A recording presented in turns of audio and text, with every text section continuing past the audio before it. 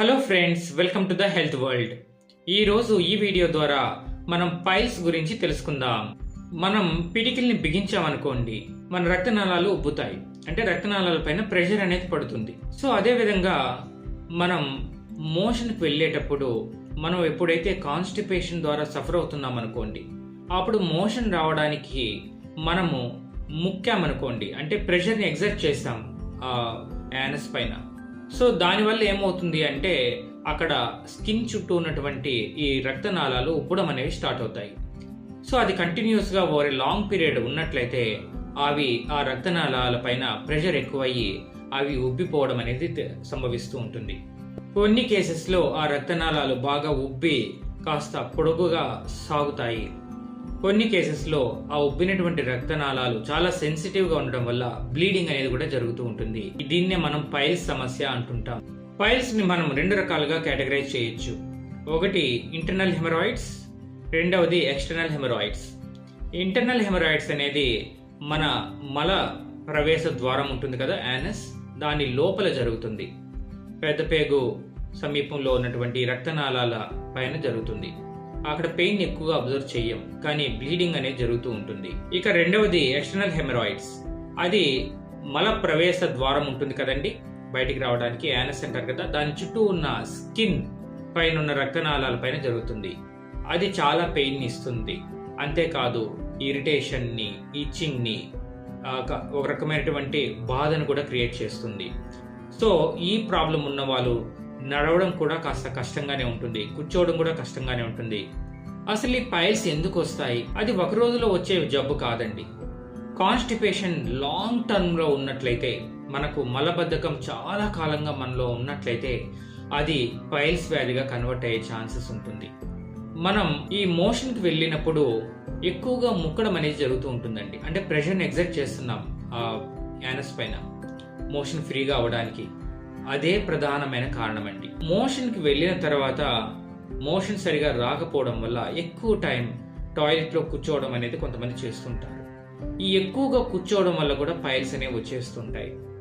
మనము ఎప్పుడైతే మనకు మోషన్ ట్రిగ్గర్ అవుతుందో వెంటనే వెళ్ళిపోవడము, తర్వాత త్వరగా రావడం అనేది సంభవించాలి. అలా కాకుండా టైంపాస్ కోసం మొబైల్ని చూసుకుంటూ మోషన్ కూర్చోవడము, లేదా పేపర్ని చదువుతూ మోషన్ కూర్చోవడమో చేసినట్లయితే ఈ పైల్స్ ఖచ్చితంగా వస్తుంటాయండి వాళ్ళకి. తక్కువ ఫైబర్ ఉన్నటువంటి ఫుడ్ మనం తీసుకున్నట్లయితే ఆ ఫైబర్ జీర్ణ వ్యవస్థని సరిగా పనిచేయనివ్వదు. సో తక్కువ ఫైబర్ ఉన్న ఫుడ్ని అవాయిడ్ చేసి ఎక్కువ ఫైబర్ ఉన్న ఫుడ్ని తీసుకోవాలి. అప్పుడే కాన్స్టిపేషన్ సమస్య నుండి మనం బయటపడిన వాళ్ళం అవుతాం. ఎప్పుడైతే కాన్స్టిపేషన్ సమస్య మనకు ఉండదో అప్పుడు పైల్స్ సమస్య కూడా ఉండదు. ఒబేసిటీ వల్ల కూడా ఈ పైల్స్ సమస్యలు అనేవి తలెత్తుతుంటాయండి. మనం వెయిట్ లాస్ అవడం చాలా ముఖ్యం. ఈ ఒబేసిటీ వల్ల ఏం జరుగుతుంది అంటే ఈ బ్లడ్ ప్రెషర్ అనేది పెరుగుతూ ఉంటుంది. ఈ మోషన్ కూడా ఫ్రీగా కాదు బాగా ఒబేసిటీ బరువు ఎక్కువగా ఉన్న వాళ్ళలో. అంతేకాదు ఫ్రీక్వెంట్గా బరువులు ఎత్తే వాళ్ళు కూడా ఈ ప్రాబ్లంను ఫేస్ చేస్తూ ఉంటారు. తన స్తోమతకు మించిన అధికమైన బరువు ఎత్తడం వల్ల ఈ బ్లడ్ ప్రెషర్ అనేది యానస్ దగ్గర పెరగడం వల్ల ఈ ప్రాబ్లం అనేది తలెత్తుతూ ఉంటుంది. వెయిట్ లిఫ్టింగ్ చేసే వాళ్ళలో ఎక్కువగా మనం ఈ ప్రాబ్లం చూస్తూ ఉంటాం. ఒకసారి పైల్స్ వచ్చిన తర్వాత మనం మెడికేషన్ తీసుకోవడం బెటర్ అండి. పైల్స్ రాకుండా మనం జాగ్రత్తలు మనం తీసుకోవచ్చు, అది మన చేతిలో ఉంటుంది. మొదటి జాగ్రత్త ఏంటంటే చక్కగా నీరు బాగా తీసుకోవాలి. మనం ఎంత వీలైతే అంత నీరు తీసుకోవాలి. కాకపోతే భోజనం టైంలో తీసుకోవడం కరెక్ట్ కాదు. ఎందుకంటే అది భోజనం జీర్ణం అయ్యే టైంని అది ఎఫెక్ట్ చేస్తూ ఉంటుంది. కాబట్టి రిమైనింగ్ టైంలో భోజనానికి ఒక హాఫ్ అన్ అవర్ ముందు, హాఫ్ అన్ అవర్ తర్వాత వదిలేసి మనం నీరు ఎంతైనా మనం తీసుకోవచ్చు. దానివల్ల ఈ కాన్స్టిపేషన్ సమస్య అనేది దూరం అవుతుంది. దానివల్ల ఈ పైల్స్ కూడా రాకుండా పోతాయి. రెండవది ఫైబర్ రిచ్ ఫుడ్ బాగా తినాలండి. ఫైబర్ ఫుడ్ వల్ల ఏం చేస్తుందంటే జీర్ణం సరిగా అయ్యి జీర్ణం వ్యవస్థలో ఉన్నటువంటి గుడ్ బ్యాక్టీరియా బాగా అభివృద్ధి చెంది జీర్ణమైనటువంటి ఆహారం మన పేగుల్లో ఫ్రీగా కదలడానికి చాలా బాగా ఉపయోగపడుతుంది. టాయిలెట్కి వెళ్ళేటప్పుడు ఈ ముక్కడం అనేది అవాయిడ్ చేయాలి. ఎప్పుడైతే ఫ్రీగా వస్తుందో మోషన్, అప్పుడు టాయిలెట్కి వెళ్ళి వెంటనే మోషన్ విసర్జించి తిరిగి లేచి వచ్చేయాల్సి ఉంటుంది 1 minute లోపే.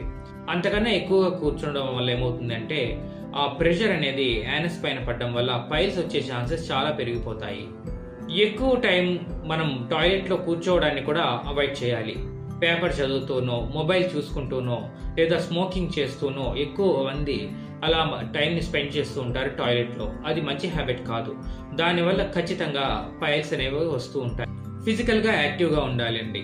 చిన్నపాటి తేలికపాటి పనులు ఇంట్లో చేసుకోవాలి, వాకింగ్ వెళ్ళాలి, ఎక్సర్సైజ్ చేయాలి, అరోబిక్స్ చేయాలి.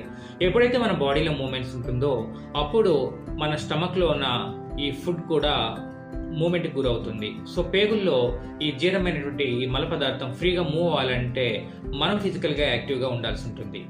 సో ఈ 6 పద్ధతులు మనం పాటించినట్లయితే పైల్స్ని అవాయిడ్ చేసుకోవచ్చు. సో పైల్స్ ఒకసారి వచ్చిన తర్వాత ఆ బాధ అనుభవించే వారికి తెలుస్తుందండి. సో దాన్ని మనం అవాయిడ్ చేసుకోగలిగామంటే మనం ఆరోగ్యకరమైన ఆనందకరమైన జీవితాన్ని అనుభవించవచ్చు.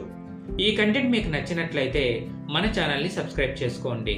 అంతేకాదు 10 మందికి షేర్ చేయండి. Thank you.